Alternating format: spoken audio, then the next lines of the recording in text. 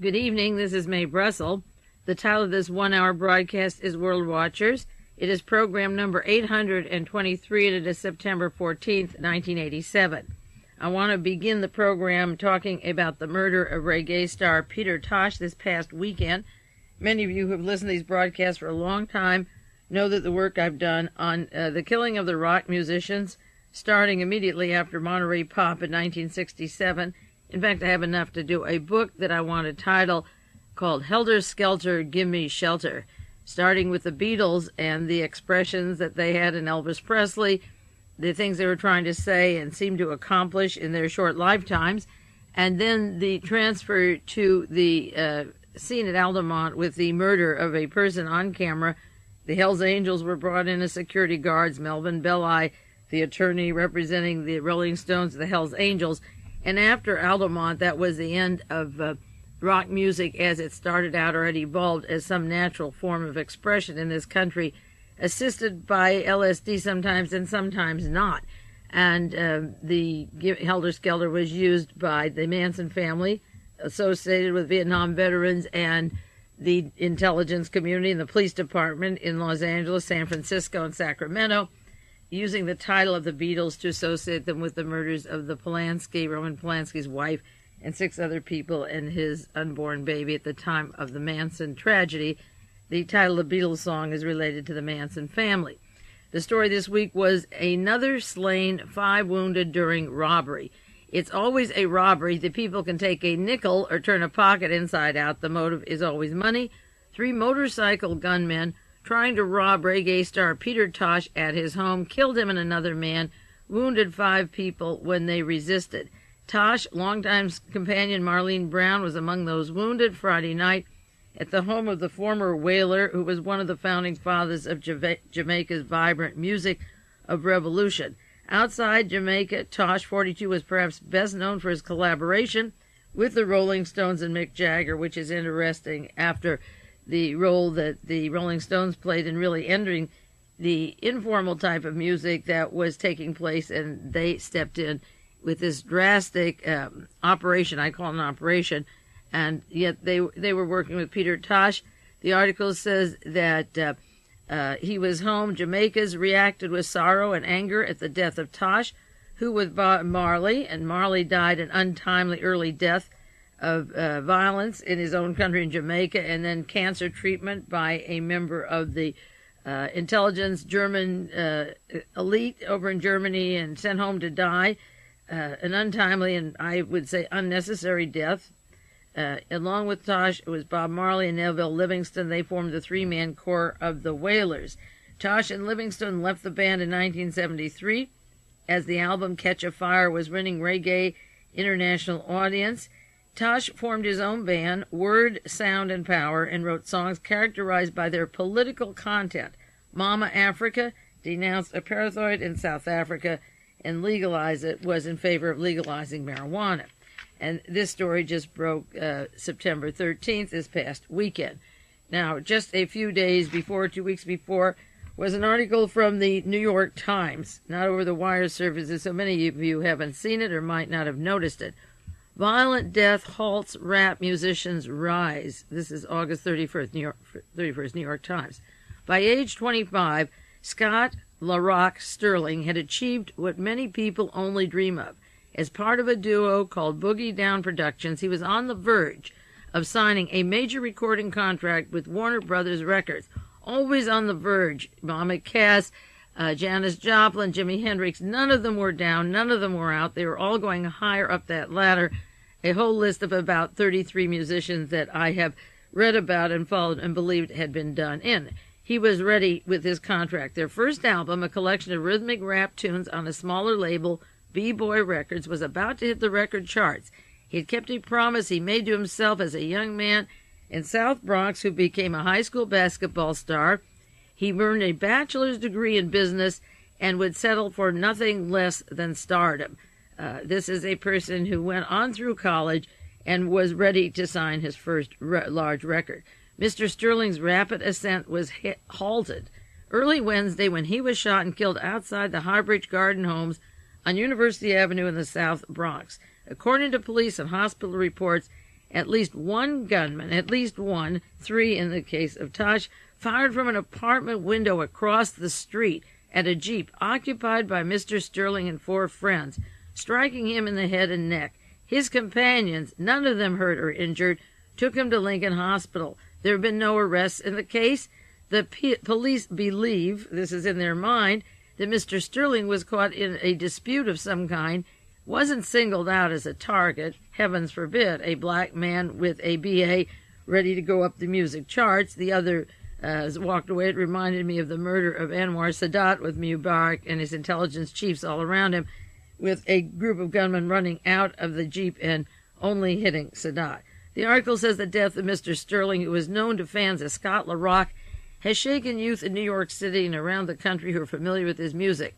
Some say the tragedy illustrates how violence and hip-hop music seem to come together like clapping hands at rock concerts and films. And that's by Esther Ibrahim, trying to say that pop or rock music seems to suggest violence. It said hip-hop, a blend of recited street poetry, intricate rhythmic beats played and mixed by a disc jockey, which was the role played by Mr. Sterling, started 10 years ago in the Bronx and Harlem. It is popular among people of varying ages and backgrounds, but with his messages about poverty and social ills, it is before all else a music closest to the nation's poor inner city youth. And again, like David Tosh and Bob Marley and the Wailers.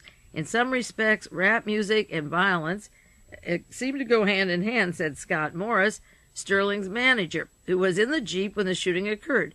But it's not the music itself, it is the environments. Violence was here long before hip-hop, and Mr. Sterling encountered many people with criminal past. This is the victim who was killed. It never stopped him from trying to help him inspire others on the streets and through group music. He was described as a big brother, a Pied Piper, a leader, an inspiration to youth.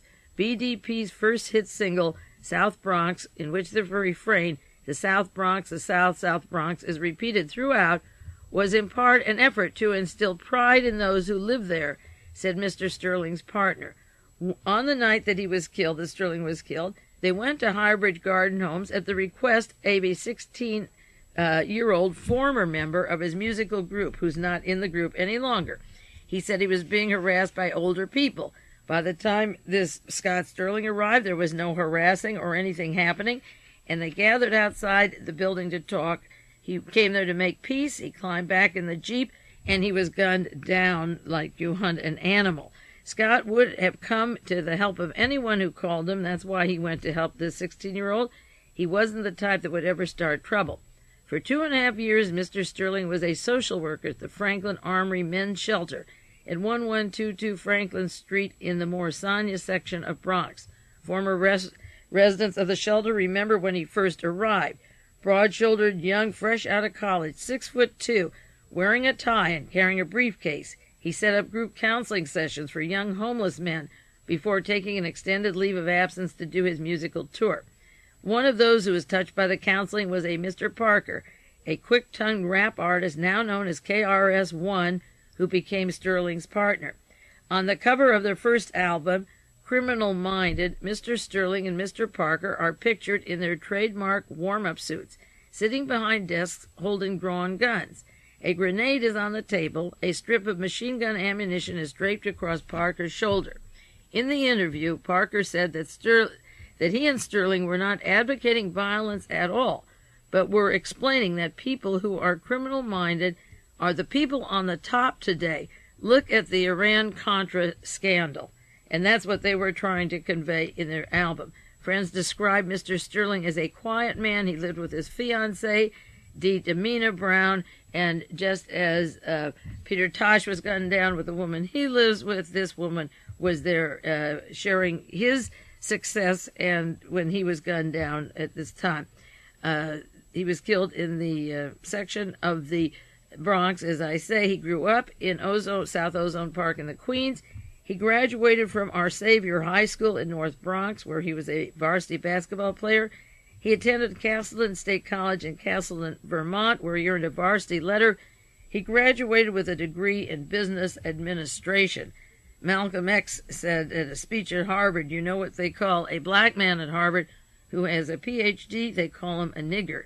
So here's a young person who goes through college, plays the basketball, gets a degree in business administration, and then gets interested in helping these people in the streets. They said there was a memorial last Thursday at the Latin Quarter of West 48th Street, the main club in Manhattan for rap music. A crowd of 200 sat silently as a series of speakers offered words in Scott Sterling's memory. But perhaps the biggest memorial will come in the weeks and months ahead.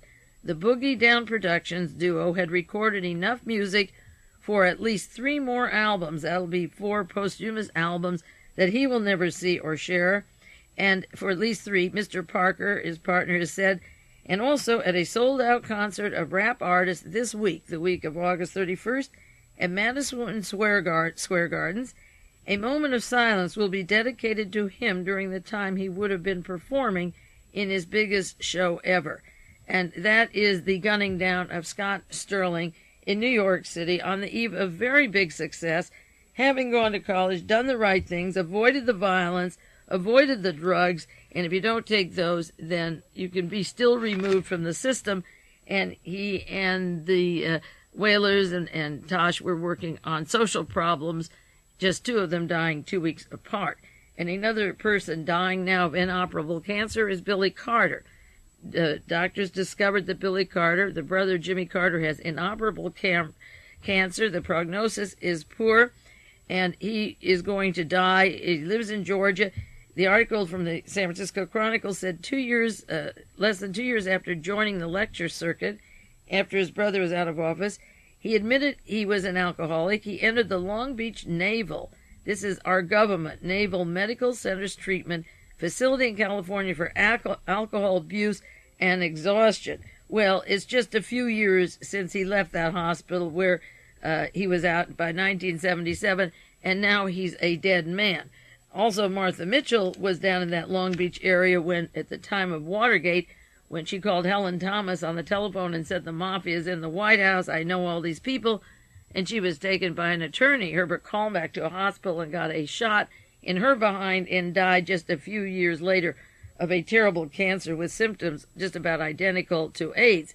And Michael Ledeen and Arnaud de Borchsgrave were 2 of the people working in 1980 using Billy Carter over in Libya, set up by Michelle Papa of the Permindex organization, that group behind the murder of John Kennedy, Robert Kennedy, and Martin Luther King. And the sabotage of the 1980 elections not only involved the hostage rescue that involves all the main Iran-Contra characters today, the ruining of the hostage rescue of Jimmy Carter, it involved the Billy Gate, it involved the stolen papers off the president's desk involving Edwin Meese and Richard Allen, the national security advisor he was to become in that gang, and Michael Deaver, who was going to other countries' military dictatorships in 1980, getting money for Ronald Reagan's election. There were 2 or 3 or 4 parts of the sabotaging of the election, and one involved Billy Carter. So I think it's very interesting and tragic that he now is dying of an inoperable cancer. And speaking of operations or deaths or goon squads or ways to kill, there are several articles I want to cite that were in the news this week. Not one about a person noted for killing, but one who worked with Robert K. Brown, who was setting up the American Volunteer Group to kill 10,000 people in this country, political ones. So you know how that works overseas if he has hired mercenaries or people that can get rid of rap musicians or Tosh or whatever, or Bob Marley. One of the articles from the Wall Street Journal, Hunt's proposing to sell major portions of 2 concerns to settle with their lenders.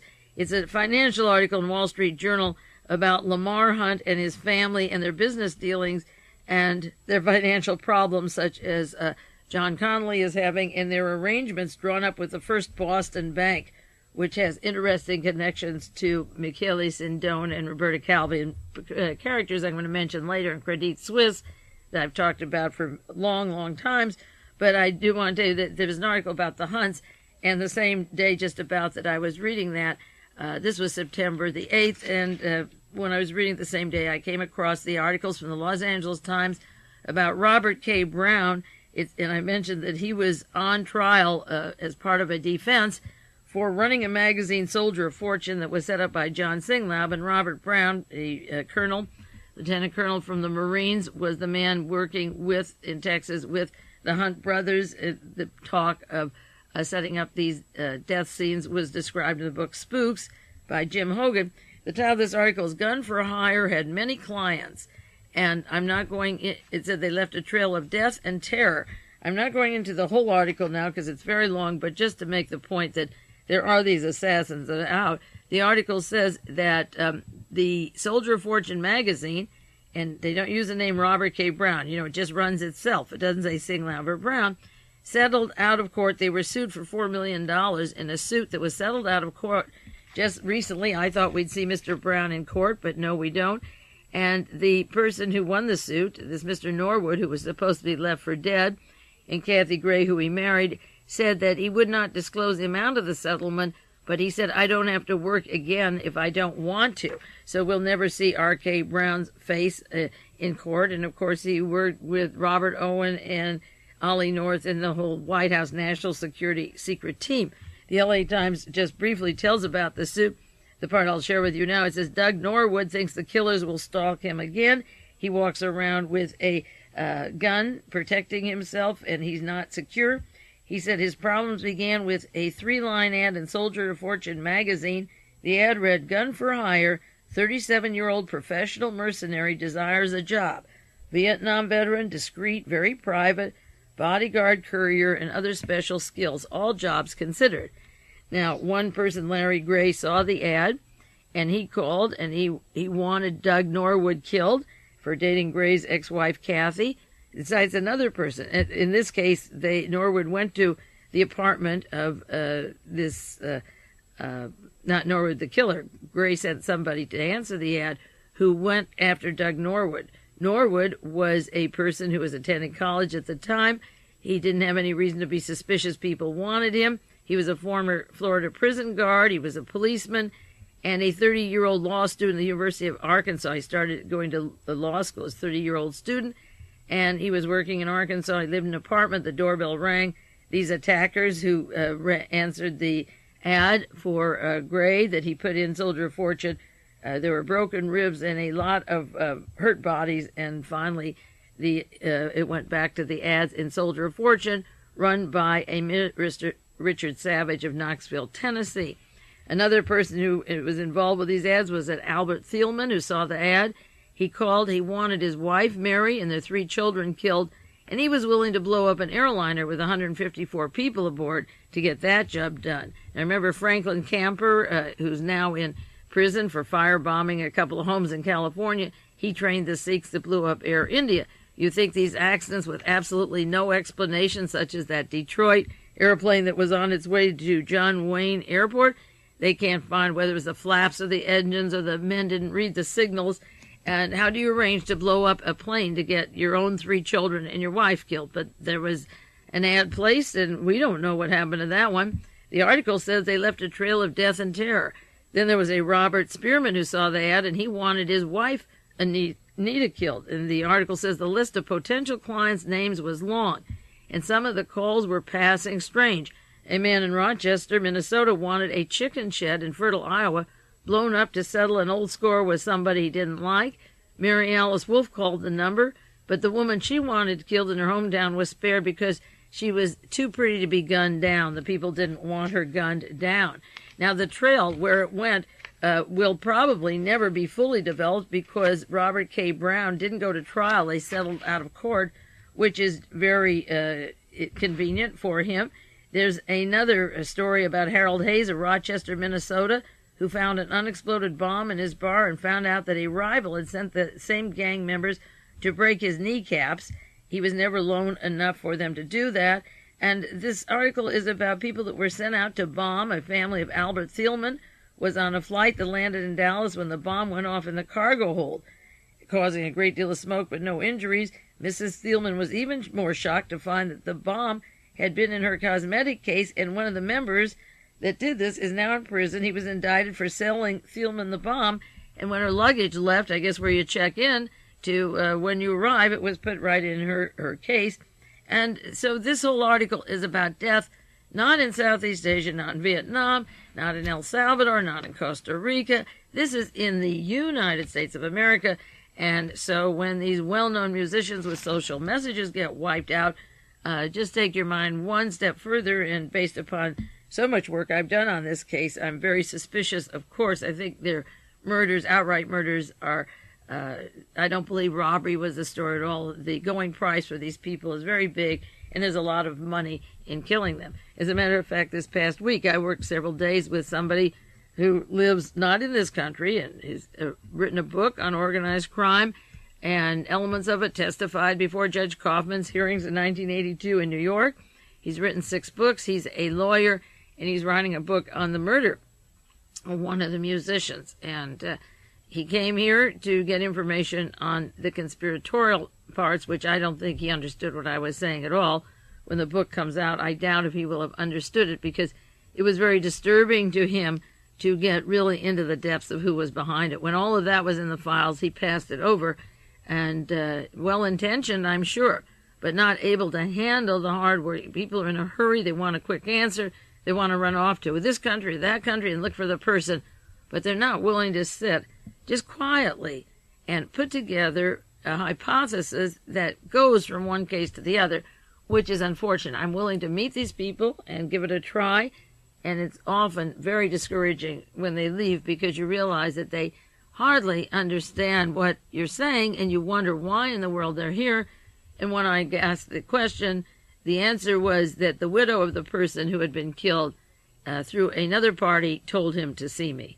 So somebody knows something is happening, but the people writing about it still don't let you know what is happening. Now, one thing that is happening in our town that will be over by the time any of you get these tapes, and I'd like to date these programs, so I'll just take the pertinent items this week. The Pope will have come and gone. He's coming to Monterey on Thursday, and he will do a mass out at Laguna Seca and then go to the mission in Carmel. I just want to cite 3 different articles about the Pope. One's from the Bettino Messenger, and it tells about the Pope coming here, and of course they're concerned. He met some Jews in Italy, and they felt better, and he met the Jews in Miami, and the Jews in Carmel are helping him with all of his businesses, and the Jews in Miami were telling him, you shouldn't have seen Kurt Waldheim, and you should recognize Israel, and the Pope is looking as bored in the photographs as Ronald Reagan was when Elie Wiesel was trying to tell him not to go to Bitburg. They had that mind closed. Why are you talking to me? What is this Jew saying? Look. And the Jew is saying, why don't you like me? And it's so obvious if you know body talk to see what's going on. So the Bettino Messenger has an article. They said it was learned that following his visit to the United States, Pope Paul has already set a date to meet again with Kurt Waldheim as part of an official visit to Austria. Now, the Pope had Waldheim at the Vatican. Now he's going to Austria, and I'm sure that Helene von Damm and Christian von Damm, her ex-husband, will be over there flying from the Bank of America in Miami to Austria. And so with all the slobbering, you can't keep up with these people unless you get to the root cause of what the problem is. So they're pleading and acting silly, absolutely ridiculous. And now, as soon as he gets home, he's off to Austria to have a big laugh with Kurt Waldheim. Another article from the San Francisco Chronicle this weekend, 14 people will lunch with the Pope. I won't run down all 14. I don't even know who half of them are. One is a good friend of my father's from Los Angeles, Archbishop Roger Mahoney, and I recognize the L.A. names because my father is very close to them in L.A. But one of the interesting people is Archbishop Pio Laghi, L-A-G-H-I, Apostolistic Pronuncio to the United States since 1984. I talked about him on World Watchers before. Mr. Laghi is interesting because he was the representative of the Archbishop in Argentina who gave solace and comfort to the Catholics, part of the P2 operation with Licio Gelli and with the Vatican bankers, Roberto Calvi and Michele Sindona. And he gave comfort to the people who were torturing, the actual torturers of the missing, the people that were found in the ocean, that were dumped in the ocean, the people that were burned outside of the capital in Argentina, where skin was torn off, skin was peeled, limbs were removed, limbs were broken and structured, broken apart. And there were all kinds of tortures. They're still going on, but not as bad. And up to 10 to 20,000 people missing. See the movie, The Official Story. There's a lawsuit on that right now that's very interesting. But the story of a woman who had twins and gave them to a family in Paraguay, and then they would take pregnant women and murder them and dispose of their bodies and then use the babies for people who couldn't have babies. So Archbishop Pio Laggi was the gentleman who gave comfort to the torturers. He was the person in residence from the Vatican who gave comfort to the torturers, and now he represents the Vatican in the United States, and he's in Washington, D.C., where he has a lot in common with Ronald Reagan. And also the L.A. Times had an article, Important Dates in the Life of Pope John Paul II. They begin May 18th, 1920, when he was born, and then they go to November 1st, 1946, when he was ordained a priest. And they leave out what happened in 1943 and to 1945, and how he worked for I.G. Farben, that made the Zyklon B, and he worked not only for Solvay Chemical, which is I.G., but he worked at Auschwitz, which in those days, and on the map, is called Auschwitz, but it's the same place, where 10,000 people were killed a day by poison gas, and he was working for the company that made the poison gas. And then he went to Italy and helped the Secretary Montini, who became Pope Paul VI, where they were writing passports for the Nazis to go to Argentina and Chile and Bolivia and Shanghai and all over the world after the war. And then he came back and became a priest. And, of course, the chronology has him in 1946 becoming a priest, but now how he escaped the Russians and worked with the Nazis in his Poland. And this political Auschwitz Pope is very much a part of what has happened during the war and after the war. And he's a symbol to the Polish people of what they didn't finish off and what they would like to do. So just that much. And the San Francisco Chronicle, September the 8th, has a long article about the Pope and his route, where he'll be in San Francisco. And then there's a section that's called Scandal Fallout. The scandals in which the Vatican became entangled is ugly and even tragic. The circumstances caused widespread repercussions.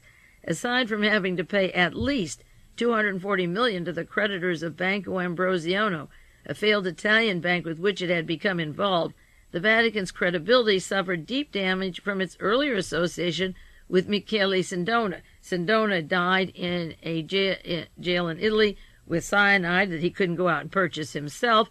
And John Paul I died in the Vatican before John Paul II was in. That was a 30-day pope, and suggestions he had been poisoned.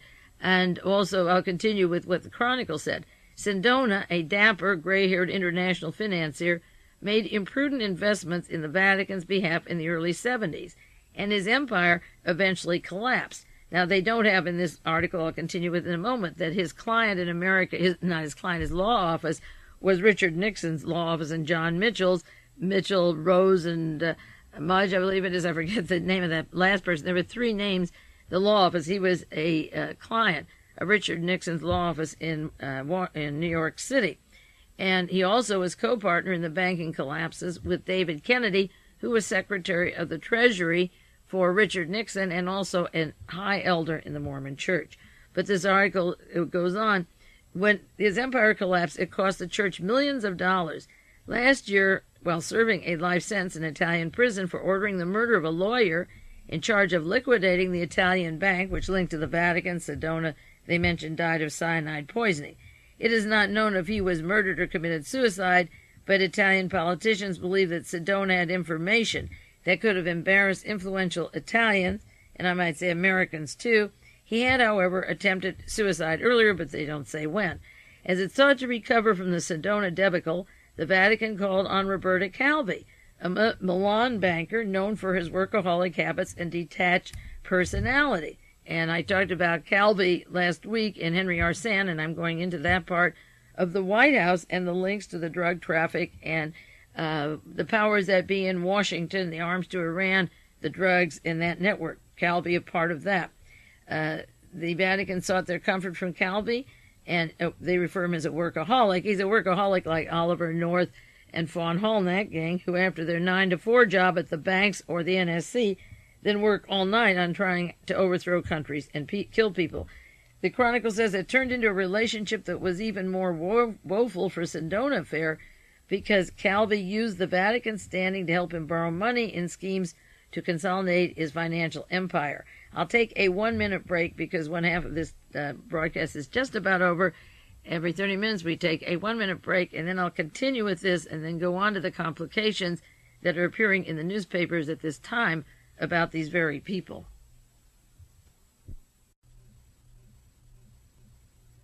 This is Mae Brussell, and it is the second half of World Watcher, a 1-hour program, the second half of broadcast number 823.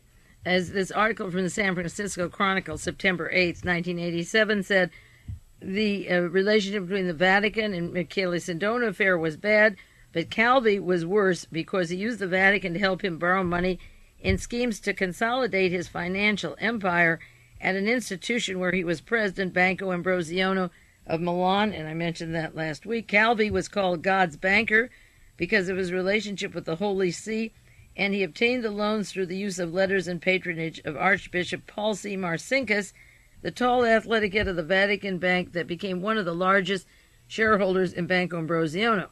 Now, the reason I'm sharing all of this with you, it's material long world watchers have heard, is that it's finally coming on the front page of the San Francisco Chronicle, a little bit about it.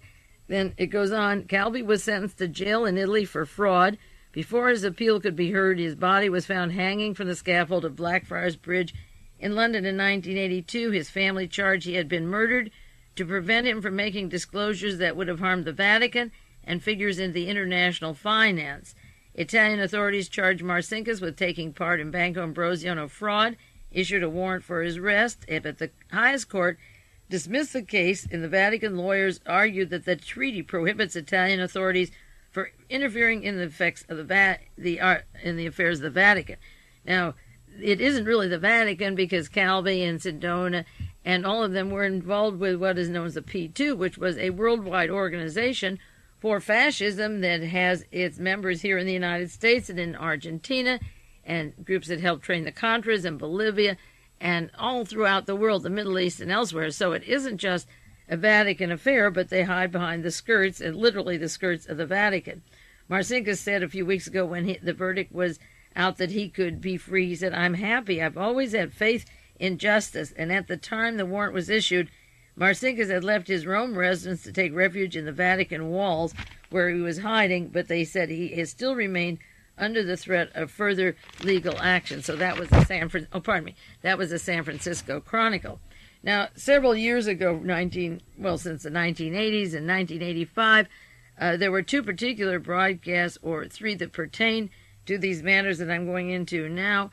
Number 724 was about Bekir Salink and Henry Arsan, and the links to the P2, the Vatican, and also to the Aquila Laura hijacking. And I did quite a bit on the Aquila Laura hijacking. I'm not going to repeat it now, but I will at another time, because now we can look back and say that Oliver North was involved with this, that Michael Ledeen was calling Bettino Craxi, a member of the P2, who was in charge of the government at the time in Rome. And also I was talking about the role of Henry Kissinger and the White House to these particular stories. And this is very important because Ali Mehmet Ajah at his trial said that it involves Henry Kissinger and the White House, and they want to control the world. But last week, let me go back to the week before and lead up to the articles that are in the paper this week.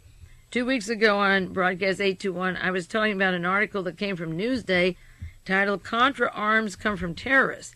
And this has to do with Monzer Al-Kassar, the Syrian, the largest drugs and arms family, the man who supplies the weapons for Abu Havas, who was behind the Aquila Laura operation that I was trying to expose and found things drastically wrong with the cover story in 1985. Now we know that North and Hakim and Secord and so forth were involved with that. They were buying weapons from Kassar, his home base is in Vienna, Austria, and also in Syria, shipping weapons. Then the weapons would go to terrorists, and the money would go to Monzer Al-Kassar, and the weapons would fund the Contras. And in return, there was a lot of drug traffic going on between these various people and banks that are tied in to Hakim, Secord, and North in Switzerland.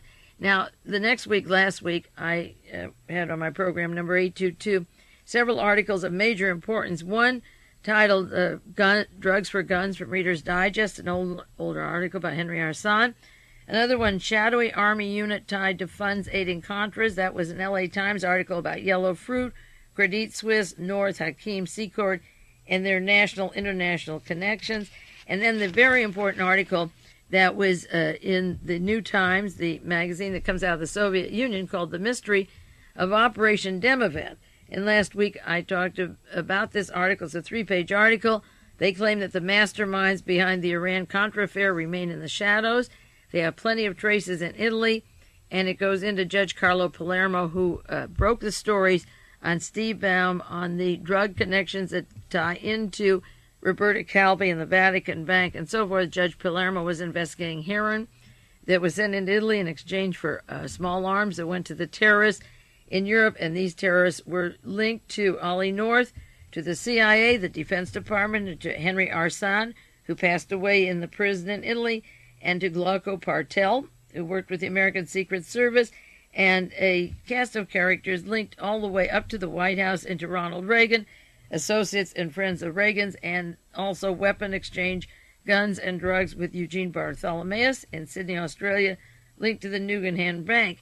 I was running down an article that was very important because it cited the role of the White House, again, bringing it closer into what Ajah was saying about wanting to control the world, and one of the goals was the strategy of tension, controlling it through terrorism, so that the TWA hijacking, the Rome airport shootouts at Christmas time in Italy and Vienna, the Achille Laura, the shooting, the TWA, the airplane that was in Pakistan that has never been solved, just the evening before Reagan is to go campaigning for the 1986 Senate and House campaigns, and the murders in the synagogue in Turkey, one day apart. None of those have been really solved, and when they're solved, like the one hijacking of Killalora, the main character, Abu Habas, leaves and isn't even in a prison or jail, and he's the one who works with the very drug dealers and weapons dealers that Hakim and Secord and North are buying from.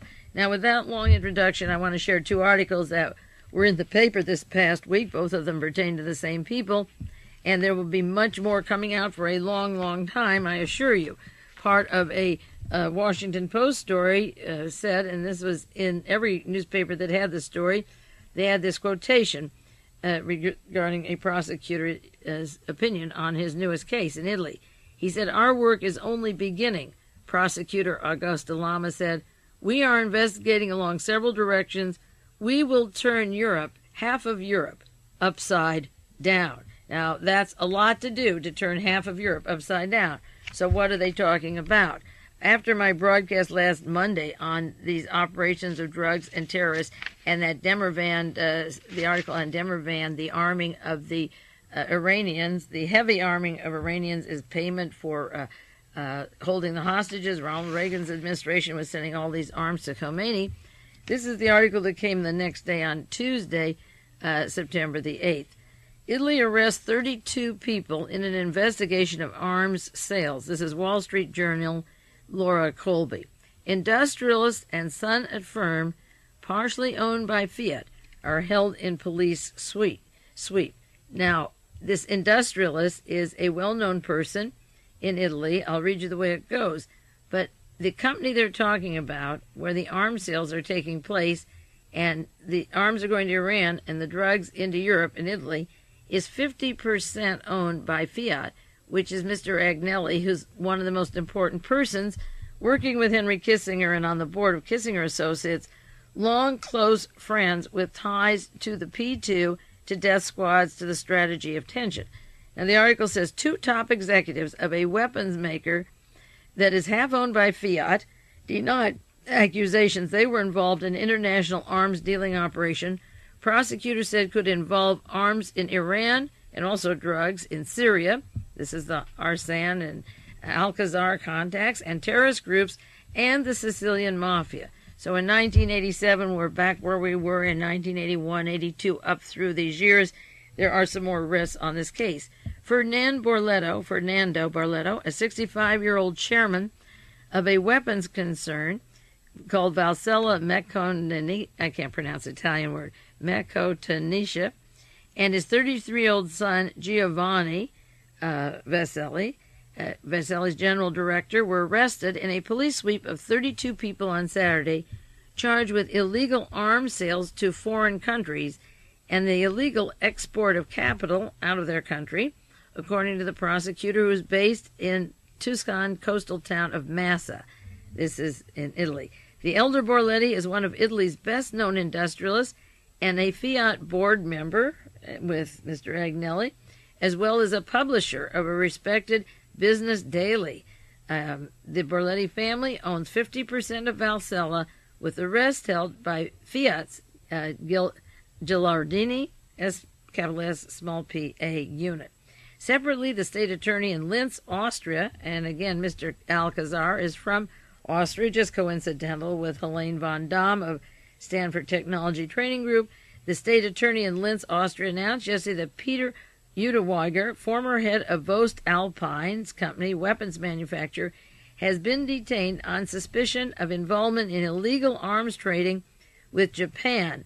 Reuters reported from Vienna on those connections. No charges were made against Mr. Udewiger, who left his post in April of this year in a management shakeup at Vost, Austria's biggest arms country. Other people arrested by the Italian police include suspected mafia members, the crew of a Lebanese ship laden with arms and drugs seized off the coast last week of Bari, and managers of small import-export companies in Tuscany and Ligure. 13 more are being sought, including the managing director of Valsella, and middlemen who prosecutors believe helped orchestrate illegal arms trades between the Mideast and Italy and supplied international terrorists with weapons. Now, these are big corporations and very prominent people in Italy supplying terrorists with weapons, which is what the strategy of tension is. The very far right wealthy people like Michael Ledeen and Francesco Pazienza, working with Alexander Haig, seeing that the terrorists get the money so that the government can make more police to catch the terrorists. But this article says it isn't clear that Valsella executives had any knowledge of possible connections with terrorists or the mafia or the drugs. Prosecutors wouldn't say. A lawyer for Valsella, of course, wasn't available for comment. Valsella, which sells anti-personnel, anti-tank sea mines, has been under investigation in Rome since last month, which would be August of '87, with a French magazine publishing a report that Iran ordered 1 million mines from Valsella in 1981. 1 million mines. A French magazine reported it. They started arming Iran in 1981, right after Alexander Haig was Secretary of State and Ronald Reagan came into office. The weapons were flowing to Iran, and these people connect to American companies and American agents, of course. Fiat denied any knowledge of illegal mine sales. A spokesman said its investment in Valsella, of which they own 50%, was purely financial, and management is left to the two Borlettis. I'm only the piano player in the whorehouse. All the management of where you sell it. I own 50%, but this allows the plausible deniability. I can't believe that you can send 1 million mines and not know where the shipment is going when it's going to Iran, when you work closely in Washington, D.C., and with our CIA and intelligence and defense intelligence agency, and there is a limit, and they've held the American hostages 1.5 years, and this company, 50% owned by Fiat, which is, I say, Agnelli-Kissinger Associates, 1 million mines to Iran in 1981. And then it continues, Mr. Panebianco accused Valsella of selling 30,000 anti-personnel mines in late 86, 1 million in 1981. In 1986, that probably ended up in Iran. He said the mines were destined for the Nigerian army, but in reality they were delivered to Syria, and again Mr. Al-Kassar and the late Henry Arsan, via an unnamed Swiss intermediary. And from Syria, the prosecutor said the mines could have been delivered to Iran. He believes they were. Military sales to Syria and Iran are banned in Italy. Mr. Panebianco said that Valsella received a second order. That wasn't enough. A second order for 2 million more mines this year. In 1987, he got an order for 2 million more mines. Okay? 1981, 1 million. Now, since 1981, this president has had this Armageddon philosophy. There are a lot of beliefs that Iraq knew they were hitting the Stark, that they were goaded to do it. They created the excuse for our large group of ships that is costing a fortune every day. I just read they had a cost overrun of 70 million already from what they expected. We are not going to leave the Persian Gulf, and the ships are aimed at the Soviet Union. Iran has a small part in this, just the border along the Soviet Union. And so in 1987, this same company, 50% owned by Fiat Agnelli-Kissinger, sent another 2 million more mines, whose true destination was again Syria, but perhaps to Iran. They believe they went to Iran. Now, the next day, that was a Wall Street Journal article. The next day, the Washington Post had a long article that was reprinted in the San Francisco Chronicle.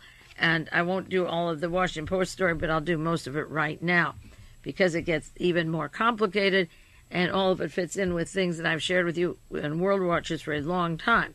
The next day, it says, Italy tells a plot to swap arms for Iran drugs. And as against the Wall Street Journal article the day before, talking about the same people, the drugs become the prominent part of it. Investigating magistrates say they have broken up an illegal international arms ring that delivered Italian mines to Iran and involved Middle East terrorists, Syrian agents, Sicilian mafia, and European middlemen. Single men. At least 34 people, including Italian industrialists, again that Ferdinando Borletta, have been arrested in the past few days, and the Italian news has dubbed this Italy's Iran Gate scandal, and it is part and parcel of the American scandal and North and Secor Hakim, but they're calling it Italy's Iran Gate scandal.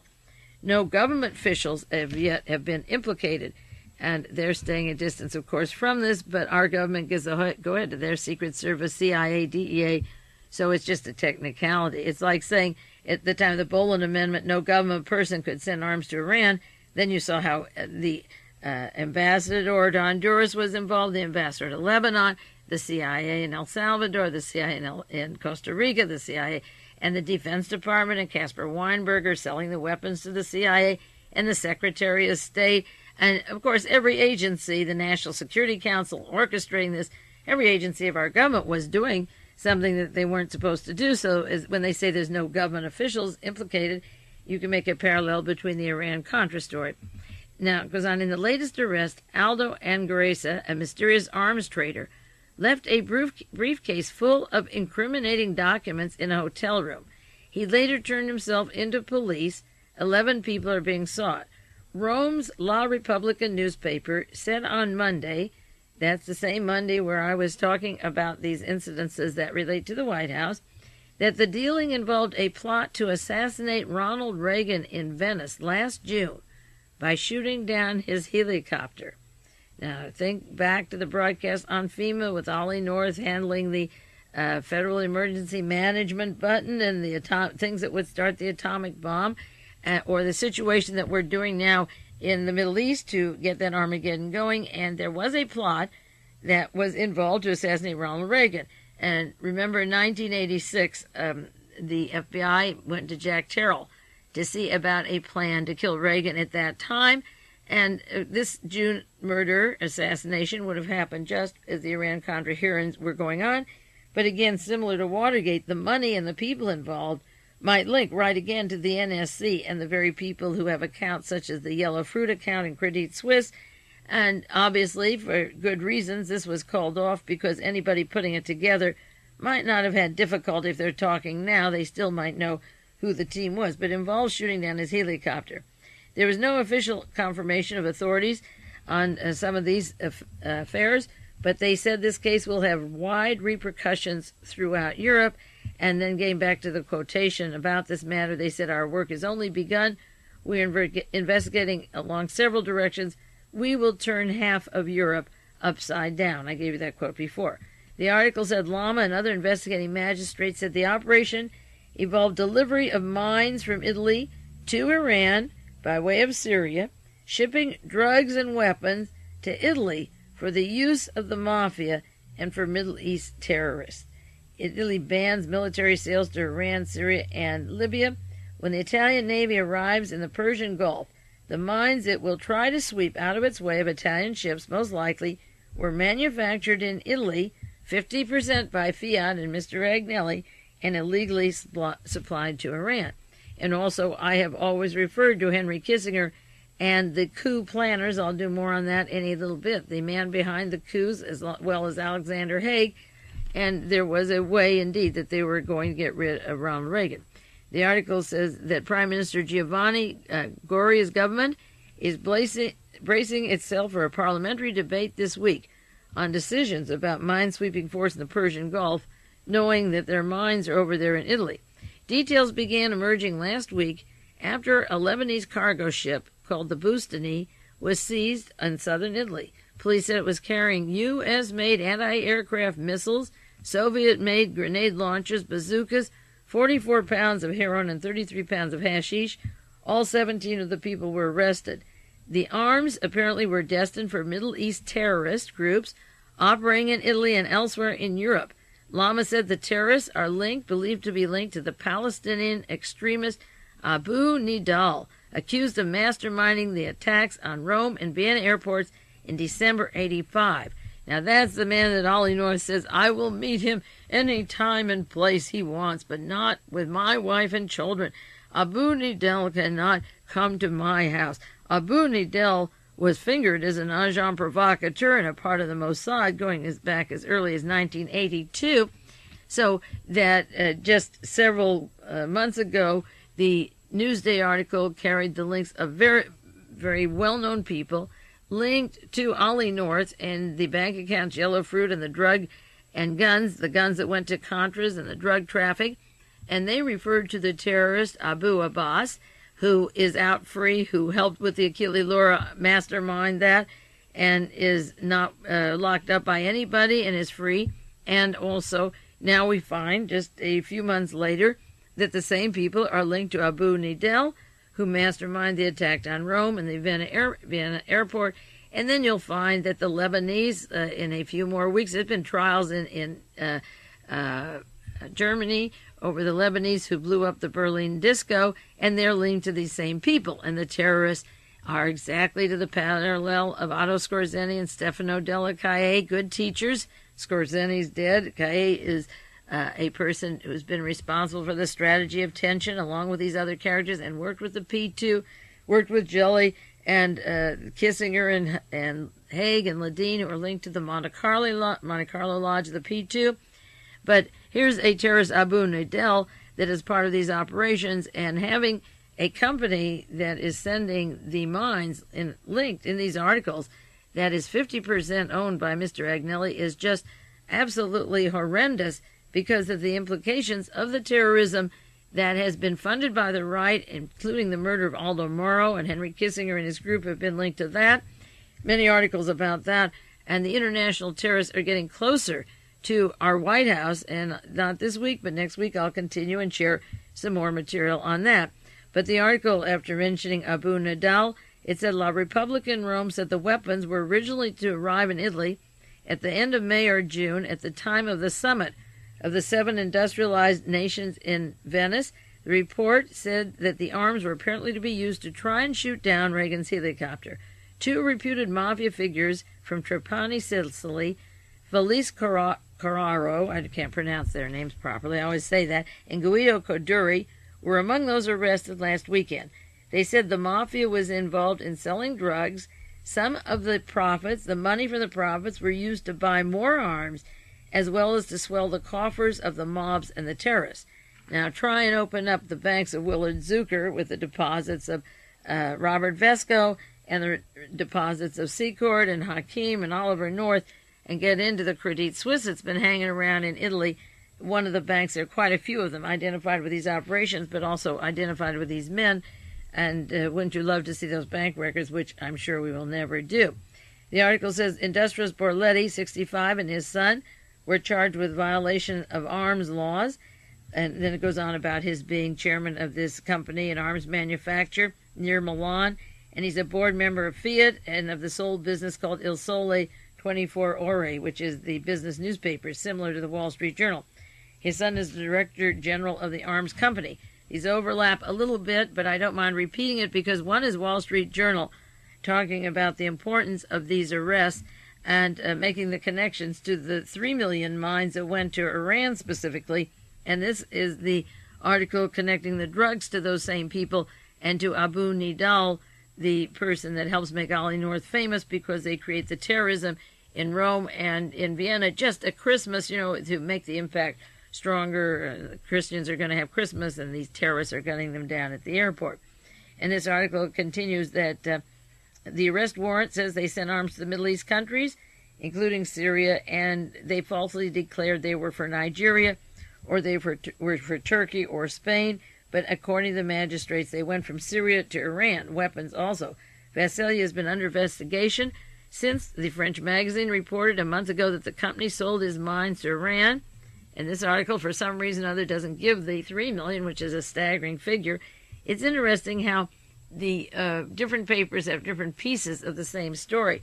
As a matter of fact, when this attorney was here working on that material that I referred to earlier last week, he said, well, when I'm in Los Angeles, I'll go to the LA Times library, use a computer, and look up articles on this subject. This musician had been killed. And I said, you're not going to find them in the LA Times. You have to go to about 20 newspapers.